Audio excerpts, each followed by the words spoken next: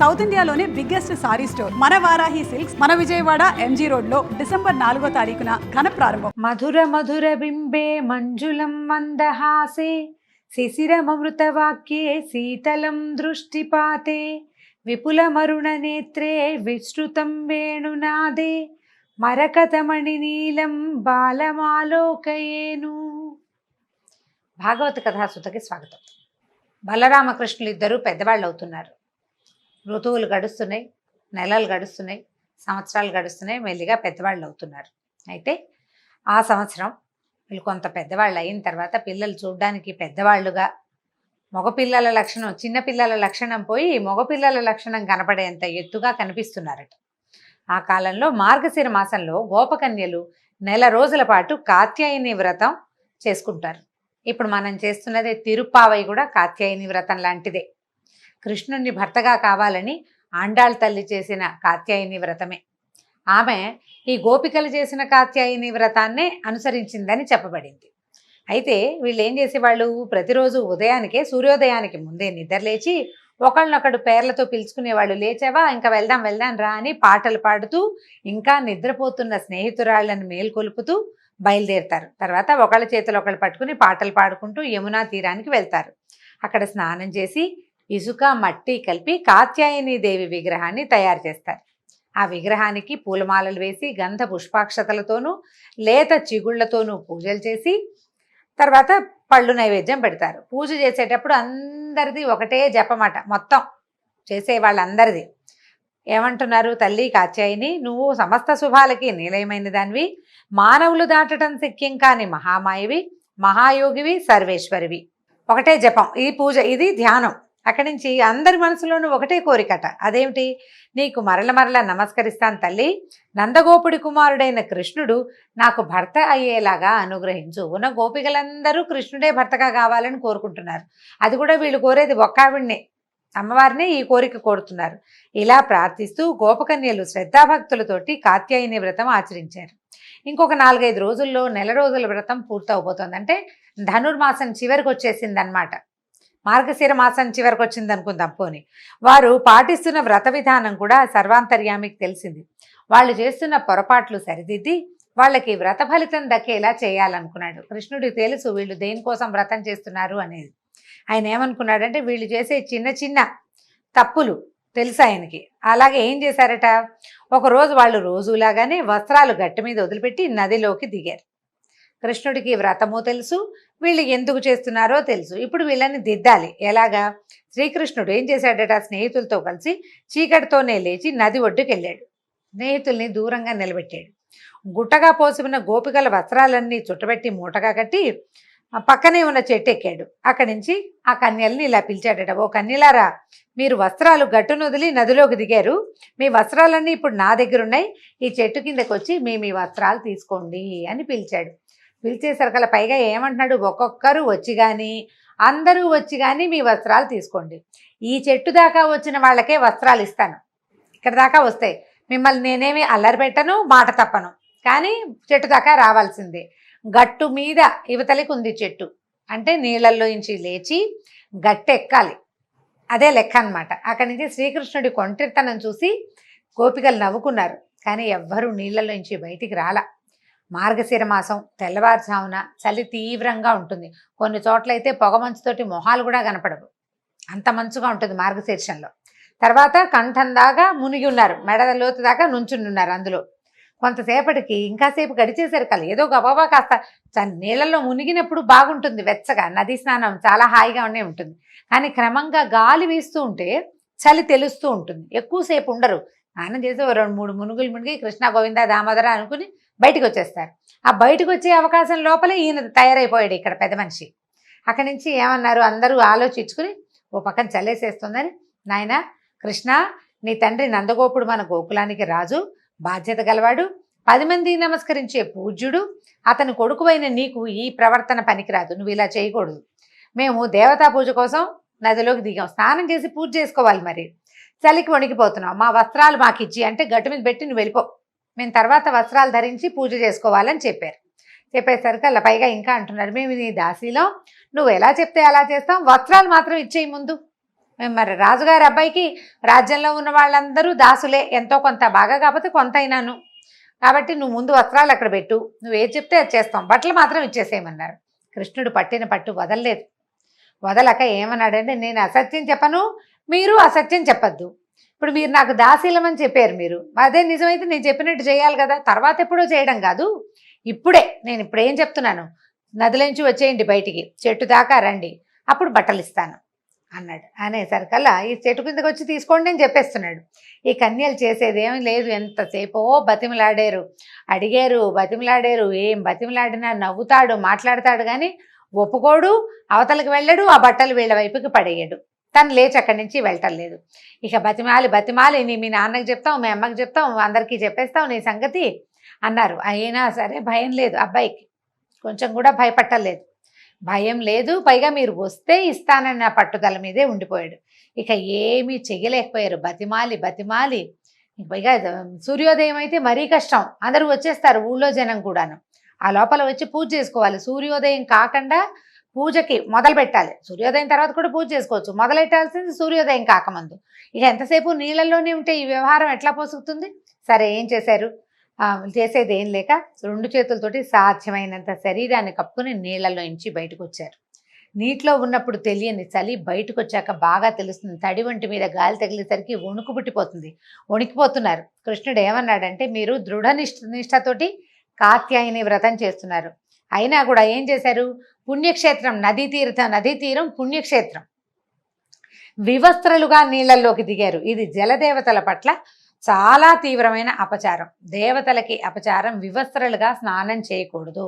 ఇది ధర్మశాస్త్రం ప్రకారం కూడా ఒంటి మీద ఏదైనా నదీ స్నానము అవి చేసేటప్పుడు, మడుగులో దిగేటప్పుడు వస్త్రాలు లేకుండా దిగంబరులుగా ఎప్పుడూ నీళ్ళల్లోకి దిగకూడదు. స్త్రీలు కానీ పురుషులు కానీ ఒంటి మీద వస్త్రం ఉండాలి, దేవతలకి అపరాధం చేసినట్టు అవుతుంది. అప్పుడు ఏం చెప్పారు, ఆ దోషం పోవాలంటే మీరేం చేయాలి, 2 చేతులు జోడించి నెత్తి మీద పెట్టుకోండి, శిరస్సు మీద పైకి పెట్టాలి, గోవింద అన్నట్టు పెట్టాలన్నమాట. పైకి పెట్టి ఇక్కడికి వచ్చి శిరస్సు వంచి నమస్కరించి మీ వస్త్రాలు తీసుకోండి అన్నాడు. కన్యలు తాము చేసిన తప్పు తెలుసుకున్నారు, వాళ్ళకి అర్థమైంది తాము చేసింది పొరపాటు, ఇది చేయకూడని పనే. కాకపోతే ఏంటంటే ఈ చిన్నతనము, బాలప్రాయం అనకూడదు, కన్యప్రాయం అనుకోండి. ఆ వయసులో అడ్డు చెప్పేవాళ్ళు, ఎవరైనా చెప్పేవాళ్ళు లేకపోతే ఒక రకమైన ఇష్టారాజ్యపు ప్రవర్తన వస్తుంది. వీళ్ళు ఆ కాత్యాయని వ్రతం చేస్తే మీరు కోరిన భర్త లభిస్తాడు అన్న పెద్దల వాక్యాన్ని తీసుకుని నదీ స్నానం చేసి పూజ చేసుకోవాలి అనే వ్రత విధానాన్ని కూడా పెద్దవాళ్ళ దగ్గరే తెలుసుకుని చేయబోతున్నారు. చేసేది అదే కదా. కాకపోతే ఈ పెద్దలు చెప్పే మాటల్లో కొన్ని శుద్ధులు, కొన్ని సరైనవి, ఇది ముందు ఇది తర్వాత, కుడి ఎడమ, ఈ వివరం తెలుసుకోకుండా చేస్తే కనుక ప్రయోజనం లేదు, అపరాధాలకి గురవుతాం, అపరాధం అయిపోతుంది. ఇప్పుడు మనం కూడా చాలా చిన్న చిన్న పొరపాట్లు ఇలాంటివే చేస్తాం. దేవాలయానికి వెళ్ళాలని చాలా చక్కగా శ్రద్ధగా దేవాలయానికి వెళ్తారు, జుట్టు విరబోసుకుని వెళ్ళకూడదు, విరబోసుకుని వెళ్ళిపోతారు. ఏంటంటే ఇప్పుడు స్టైల్ అది, ఇప్పుడు మెథడ్ అది. ఇప్పుడు దేవాలయానికి వెళ్ళాలన్న పెద్దవాళ్ళ మాట ఎంత చక్కగా విన్నారో, ఆ రెండో మాట కూడా సరిగ్గా పవిత్రంగా జుట్టు కొసలు ముడి వేసుకోవాలి, లేదా చక్కగా జడేసుకోవాలి, వస్తువులు ఉండాలి, బోసి చేతులతోటి అట్లాగా బోసిగా మెడ అలంకారం లేకుండా దేవాలయాలకు వెళ్ళకూడదు. అలాంటివి పెద్దవాళ్ళు చెప్పినప్పుడు వీటన్నిటిని కూడా పాటిస్తేనే మనకి ఫలితం లభిస్తుంది. అలానాటి గోపికలకి కూడా పెద్దల మాట పూర్తిగా వినే లక్షణం ఉంది. ఇదంటే కొత్త ఏం కాదనమాట, అప్పుడు ఉంది, మన ముందు యుగంలో కూడా ఇలాంటి లక్షణాలు ఉన్నాయి. వివస్త్రలుగా నదిలోకి దిక్కకూడదని వాళ్ళకి తెలుసు. కాకపోతే ఏంటంటే తెల్లవారుజాము ఇక్కడ ఎవ్వరూ లేరు, నిర్జనంగా ఉంది, మనమే, ఏమవుతుంది, ఎవరు చూస్తారు అని. ఎవరు చూస్తారని కాదు, చెయ్యకూడని పని చెయ్యకూడదు అంతే. ఎవరైనా చూస్తారని చేయటం, చూడలేదని పర్వాలేదు కాబట్టి చేసేయటము చేయకూడదు. అట్లా ధర్మం ప్రకారం ఇది పనికిరాదు, ఇది శాస్త్ర విహితము, శాస్త్ర విరుద్ధము అని విషయాలు మనకు తెలిసినప్పుడు శాస్త్రరీత్యానే ఎవరికి తెలియదు కదా అని కానీ, ఎవరు చూడరు కదా అని కానీ మన ఇష్టం వచ్చినట్టుగా ఇష్టారాజ్యపు ప్రవర్తన చేయకూడదు. మనం భాగవత రామాయణాది గ్రంథాలు కానీ పురాణాలు కానీ తెలుసుకునేది ఎందుకంటే ప్రధానమైంది ఇది చేయాలి, ఇది చేయరాదు. చేయకూడని పనులు చేస్తే ఎలాంటి దుష్పరిణామాలు ఎదురవుతాయో స్పష్టంగా తెలియజేయడానికి ఈ కథలు మనకి జ్ఞాపకం పెట్టుకోండి. నదీ స్నానం ఎక్కడైనా చెరువులో అక్కడ స్నానం చేసేటప్పుడు వస్త్రం లేకుండా చిన్నపిల్లల్ని కూడా దించకూడదు, పిల్లలకు కూడా వస్త్రం ఉంచాలి. అయితే ఏం చెప్తున్నాడు, దండం పెట్టండి అన్నాడు. దండం పెట్టి నడుచుకుంటూ వచ్చి తీసుకోవాలి. అక్కడి నుంచి కన్యలు తాము చేసిన తప్పును తెలుసుకున్నారు. వెంటనే కృష్ణుడు చెప్పినట్లే అతనికి నమస్కరించి 2 చేతులు నెత్తి మీద పెట్టుకుని వచ్చి దిగంబరంగా కృష్ణుడి వద్దకి నడిచి వచ్చి తమ వస్త్రాలు తీసుకుని దోష విముక్తులు అయ్యారు. ఇక్కడ చెప్తున్నారు చూడండి, కృష్ణుడు తాము చేసిన తప్పుని దిద్దాడు కానీ తమని చులకం చేయడానికి కానీ ఆట పట్టించడానికి కానీ హేళన చేయటానికి కానీ లేకపోతే అడ్వాంటేజ్ తీసుకోవటానికి కానీ చేయలేదు. ఇది గోపికా వస్త్రాపహరణ ఆడవాళ్ళ బట్టలు దొంగిలించాడు అనేది ఒక ఎంత బ్యాడ్ సెంటెన్స్గా పరిణమించేస్తుందంటే అది అసలు అప్పటికి ఆయన వయసు 10-11 సంవత్సరాలే, పెద్దవాడు కాదు. అయితే ఈ పెద్దవాడు కాని పసిబాలుణ్ణి వీళ్ళు భర్తగా ఎందుకు కోరుకున్నారు అంటే వాళ్ళ మానసిక దౌర్బల్యం అది. ఆయన అప్పటికి చిన్నపిల్లాడే, 10-11 సంవత్సరాలు, కొంచెం ఎదిగిన 10 ఏళ్ల పిల్లాడు. వీళ్ళకి ఏమిటంటే అతన్ని చూడడం, ఆయన లీలలు, అతను కదులుతుంటే ఆయన భగవంతుడు అవటం వల్ల ఆయన యొక్క పసితనం తెలిసేది కాదు, పెద్దవాడుగానే అనిపించేవాళ్ళు. ఇంకా ఈ పిల్లాడు పెద్దయ్యాకే మాకు పతి కావాలని కోరుకున్నారు వాళ్ళు, అదే ధోరణి అనమాట. అయితే ఈ భావాలు గ్రహించి సర్వజ్ఞుడైన స్వామి ఇలా చెప్పాడట, మీ మనసులో ఏముందో నాకు తెలుసు, అది వేరే విధంగా పరిణమించకుండా భక్తిగా పరిణమించాలి. ఇప్పుడు ఎవరెవరి వాంఛలు ఎలా ఉంటాయంటే, మనకి ఇది కావాలి, ఒక వస్తువు మనకి కావాల్సిన విధంగానే కావాలని కోరుకుంటాం, జనరల్గా జరిగేది అదే.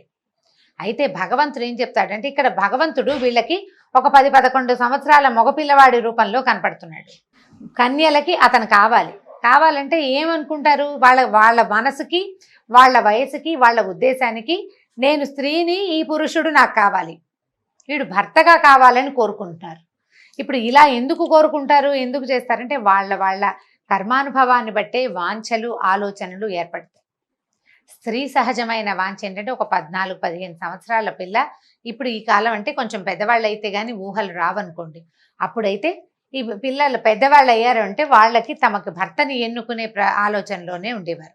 భర్తని ఎన్నుకోవాల్సి వస్తే ఇంత అందమైన వాడు, కంజదళాయితాక్షుడైనటువంటి ఒక అందమైన పిల్లవాడు కనిపిస్తుంటే ఆడే నాకు కావాలని అనుకోవటం చాలా సహజమైన సంగతి.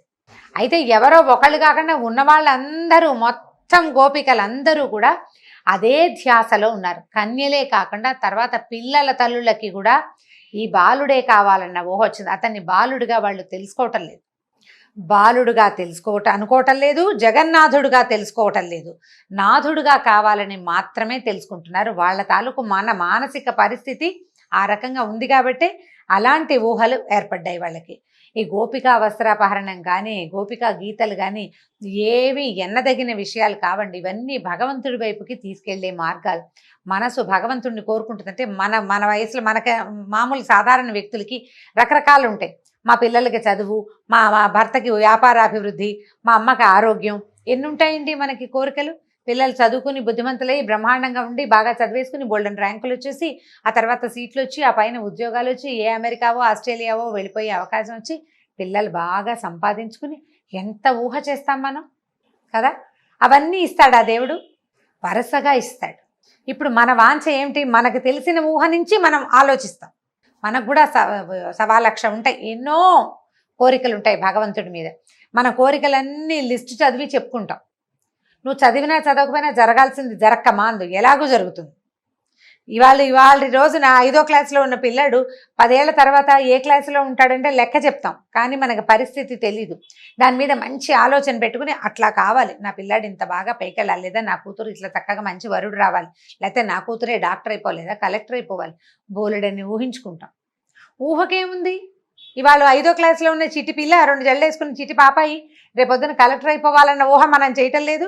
అలాంటిదే వీళ్ళు భర్త కావాలని కోరుకోవటం కూడా అదేమి విచిత్రము విశేషమైనది కాదు, ఆ కాలానుగుణమైన కోరిక అంతే. అక్కడి నుంచి చూడండి ఈయన ఏం చెప్పాడంటే, ధాన్యపు గింజని ఉడికించినా వేయించినా మొలకెత్తదు, ధాన్యాన్ని పచ్చిగానే ఉంచాలి.